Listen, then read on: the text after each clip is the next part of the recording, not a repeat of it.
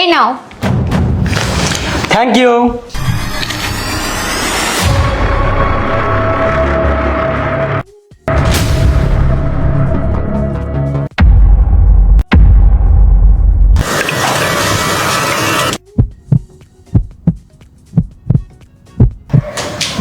আরে তুমি খেয়ে নিয়েছো এর মধ্যে?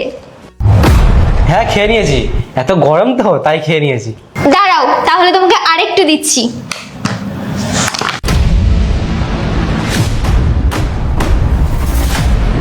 অজ্ঞানে হওয়ার অভিনয় করুন কি? এই নাও।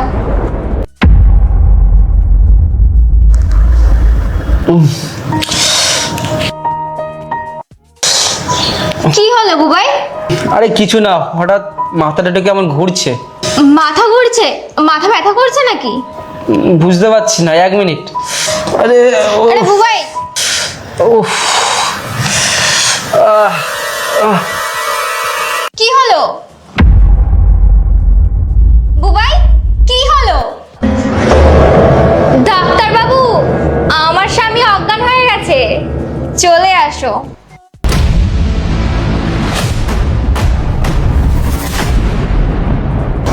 কাজ হয়ে গেছে? আমি বলেছিলাম না, আমার প্ল্যান সবসময় সফলই হয়। হ্যাঁ ঠিক বলেছো, চলো এখন যেই কাজের জন্য এসেছি সেটাই করি। হ্যাঁ হ্যাঁ, তাড়াতাড়ি চলো। এইসব কি? উনি হচ্ছেন ম্যাডামের প্রেমিক। আপনি যখন বাড়ি থেকে চলে যান উনি বাড়িতে আসেন। আমি ভয়ে কিছুই বলতে পারিনি আপনাকে এতদিন, কিন্তু আজ সমস্ত সীমা ছাড়িয়ে গেছে। আপনাকে অজ্ঞান করে দিয়ে বাড়ি থেকে সমস্ত টাকা পয়সা নিয়ে পালিয়ে যাওয়ার প্ল্যান করছিল। কোয়েল এইসব করছে? দাঁড়াই, পুলিশকে এক্ষুনি কল কর। না না স্যার, আমি পুলিশকে ফোন করে দিয়েছি। আমার মাথায় একটা বুদ্ধি এসছে, দাঁড়ান।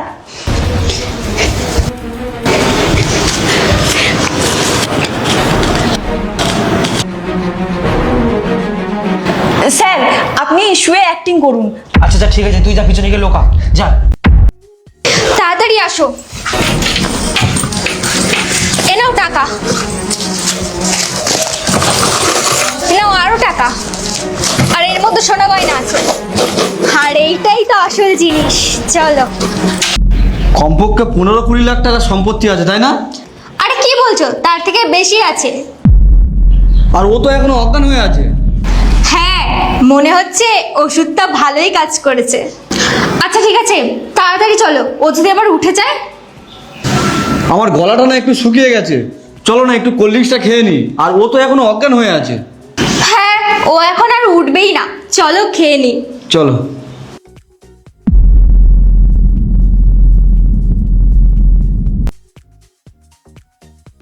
অবশেষে সেই দিনটা চলে আসলো, যে দিনটার জন্য আমরা এতদিন ধরে অপেক্ষা করছিলাম।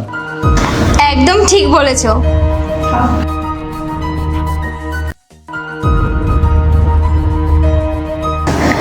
মাথাটা কেমন ঘুরছে না?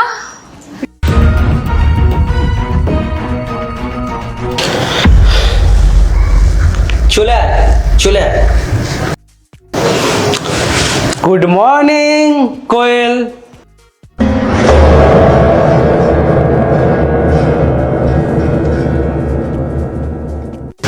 কি হলো কোয়েল, ভয় পাচ্ছ কেন? তোমরা দুজন তো একসঙ্গে থাকার প্ল্যানিং করছিলে, তাই আমি তোমার একটা খুব ভালো ব্যবস্থা করেছি। 1 মিনিট দাঁড়াও। ইন্সপেক্টর, ভেতরে আসুন তো।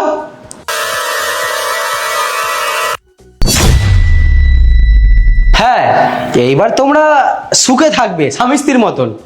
আর শুধু একটা জিনিস পাবে না, ওই যে টাকা পয়সা যেগুলো নিয়ে পালাচ্ছিলে ওগুলো পাবে না, কিন্তু হ্যাঁ খাবারটা সময় সময় পাবে, আর সঙ্গে মারটাও, বুঝেছো? দুবাই, আমার ভুল হয়ে গেছে, প্লিজ আমাকে ক্ষমা করে দাও। কিসের সরি কোয়েল? 8 বছর আমরা রিলেশনে ছিলাম, তারপর আমরা বিয়ে করেছিলাম 2 বছর হলো। তোমার থেকে তো এই কাজের মেয়েটা অনেক ভালো, ও আমাকে সব সত্যিটা বলেছে। তুমি আমার সাথে এগুলো করার আগে একবারও ভাবলে না? একবারও ভাবলে না? তোমার মতন মেয়েদের না আমি খুব ভালো করেই চিনি।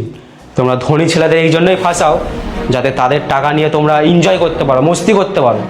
আর দেখো, এত কিছুর পরে আমি তোমাদের ভালো চাইছি, তোমাদের দুজনার একসঙ্গে থাকার ব্যবস্থা করে দিয়েছি। আর হ্যাঁ, আমি না এতটাও খারাপ কিছু করিনি যে আমাকে এইসব শাস্তি পেতে হবে। তাই তো আজকে আমার সামনে সমস্ত কিছুটা চলে এসেছে। আমি তোমার কাছে হাত জোড় করে ক্ষমা চাইছি, আমার অনেক বড় ভুল হয়ে গেছে।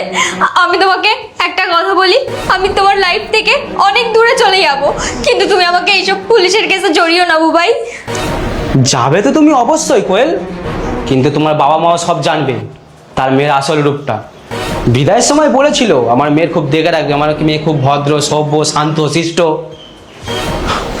এই যে রূপটা যখন জানবে না তোমার, তখন তারা বুঝবে তাদের মেয়ে কি বিষ-মাল। আজকের পর থেকে আমি তোমার মুখও দেখতে চাই না, বুঝেছো? কেটে পড়ো এখান থেকে চুপচাপ। ইন্সপেক্টর, নিয়ে যান। আর শিলা, তোকে অনেক অনেক ধন্যবাদ রে। আজকে তুই আমার জন্য যেটা করলি সেটা কেউ কারোর জন্য করে না। তোর জন্য আমি আজকে খুব বাঁচা পেয়েছি, অনেক অনেক ধন্যবাদ। না স্যার, আমি তো অনেক আগেই বলতে চেয়েছিলাম আপনাকে, কিন্তু ম্যাডাম আমাকে হুমকি দিয়েছিল, বলেছিল যদি আমি আপনাকে সমস্ত কথা বলে দিই আমাকে কাজ থেকেই বের করে দেবেন। শুধু তাই নয়, আমাকে আরো বলেছিলেন আমাকে চুরির অভিযোগও দিয়ে দিতেন। যদি ম্যাডাম আমাকে চুরির অভিযোগ দিয়ে দিতেন আমি তো কোথাও কাজই পেতাম না। সেই ভয়ে আমি কিচ্ছু বলতে পারিনি, কিন্তু আজকে ওটা সমস্ত সীমা ছাড়িয়ে গেছে।